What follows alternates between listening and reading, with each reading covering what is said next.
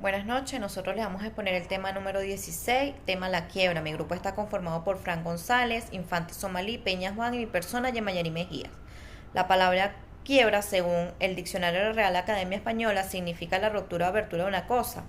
Es la acción y efecto de cesar en el comercio. Para la economía, quiebra significa la situación en la que se encuentra un patrimonio que es incapaz de satisfacer las deudas que pesan sobre él. Mientras que en el derecho mercantil, la quiebra es la incapacitación patrimonial de un comerciante y es decretada por un tribunal de comercio producto de la cesación de pago de sus deudas. La quiebra como proceso es un proceso legal mediante el cual el deudor declara su incapacidad para pagar sus deudas. El proceso de la quiebra es controlado por el juez de comercio, el cual se caracteriza por ser un proceso colectivo basado en una regla de justicia que garantiza el tratamiento igualitario para todos los acreedores. El Código de Comercio regula este proceso y una vez que el comerciante es declarado en quiebra, se produce automáticamente el cese de los pagos a los acreedores. Cuando hablamos de la naturaleza de la quiebra, hablamos que es un procedimiento judicial especial y complejo, en el cual el tribunal despliega una actividad administrativa y judicial, voluntaria y contenciosa. Además, el procedimiento de quiebra es un juicio ejecutivo, colectivo y universal de ejecución porque pretende la satisfacción de las obligaciones incumplidas mediante el pago de su equivalente colectivo.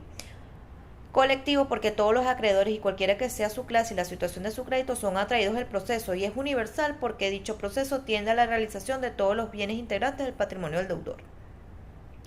Las partes en el proceso son el deudor y el acreedor, entendiéndose que el deudor es el comerciante incapacitado patrimonialmente para cumplir con sus obligaciones, mientras que el acreedor es entendido como esa persona física jurídica que tiene derecho a exigir el cumplimiento de las obligaciones contraídas.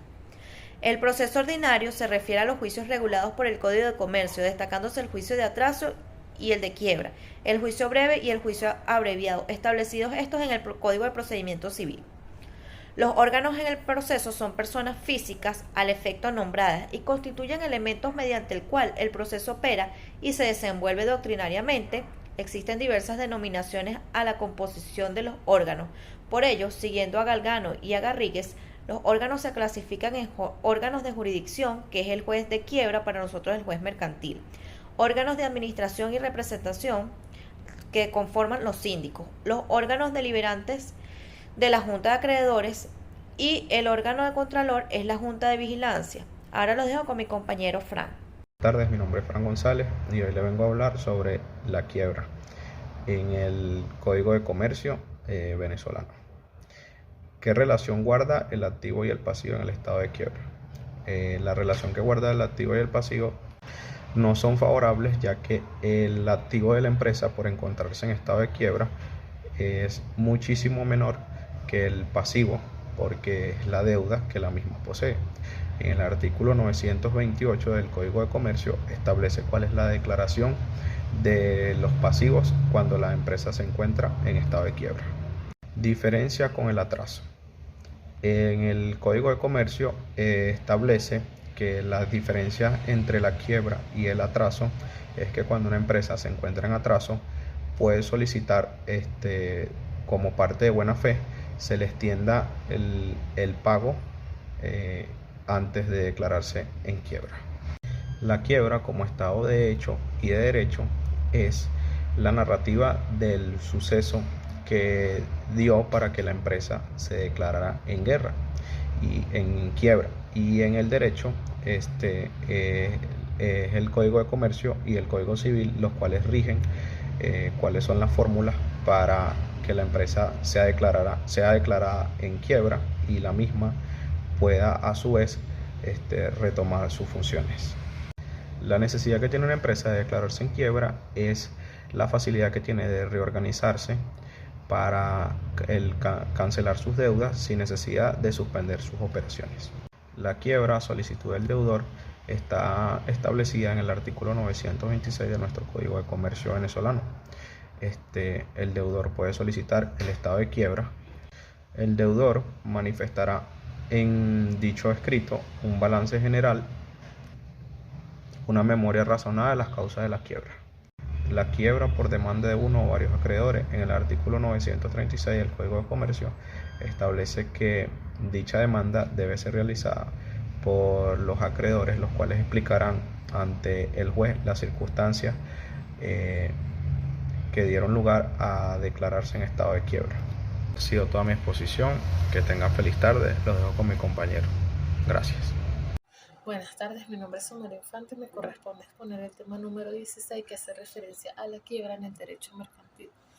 Podríamos definir la quiebra como una vía de ejecución colectiva, cuyo fin último es lograr que el conjunto de acreedores del comerciante que ha cesado en el pago de sus obligaciones mercantiles cumpla. La competencia para declarar la quiebra se rige tanto por la cuantía y la materia como por razón de domicilio. ¿Okay? Respecto a la cuantía, la regla nos las da el 928 del Código de Comercio, según el cual la declaratoria formal del estado de quiebra la pronuncia el juez de comercio o juez de primera instancia cuando el pasivo no excediere de 10.000 bolívares y por el juez de departamento o de distrito cuando no excediere esa suma. Siguiendo, vamos a hablar de la citación del demandado, que la misma se realiza mediante cédula, la cual contiene la transcripción del auto que dispone el emplazamiento al deudor para que dentro de los 5 días de notificado invoque y pruebe cuanto estime conveniente su derecho. En este caso, la contestación de la demanda deberá ser en la hora fijada por el tribunal del 5.º día de despacho siguiente a su citación. Debe comparecer el demandado al acto de contestación de la demanda, en cuya oportunidad solamente podrá poner en forma conjunta las excepciones y defensas que estime conveniente de las que se determina, en este caso el estado de quiebra. Okay. En este caso, la carga de la prueba de la cesación de pagos y de la condición del comerciante del demandado. Entendemos por cesación de pagos como concepto propio del derecho mercantil consiste en dejar de pagar las deudas de naturaleza comercial.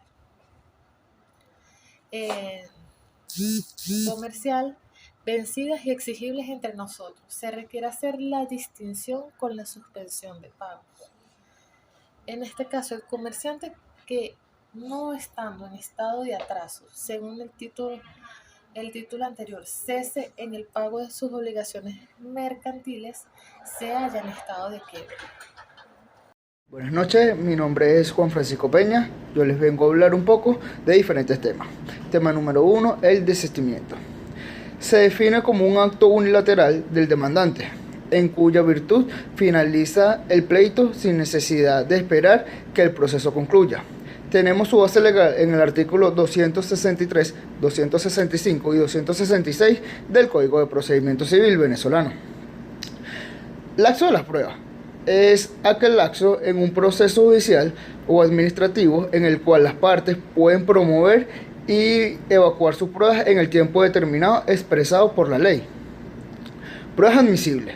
En el artículo 395 del Código de Procedimiento Civil dispone lo siguiente: son medios de prueba admisibles en el juicio aquellos que determinan el Código de Civil, el presente código y las otras leyes de la República.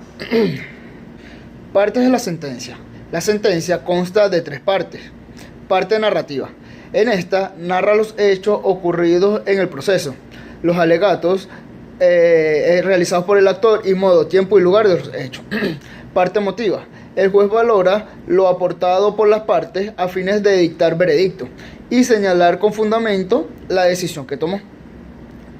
Parte diapositiva o resolutoria. Es la parte que viene a definir el problema que se discute y donde consta la decisión que es declarada con lugar o sin lugar. La demanda, como lo establece el artículo 243 del Código de Procedimiento Civil, que indica que toda decisión debe ser expresa fundamentalmente. Clasificación de la sentencia. Sentencia definitiva. Son aquellas que resuelven el fondo del asunto, ponen fin al proceso. Sentencia interlocutoria. Son las controversias, pero no ponen fin al juicio, ni tocan el punto de este. Sentencia condenatoria. Decisión final apelable en cuanto al proceso. Publicidad de la sentencia.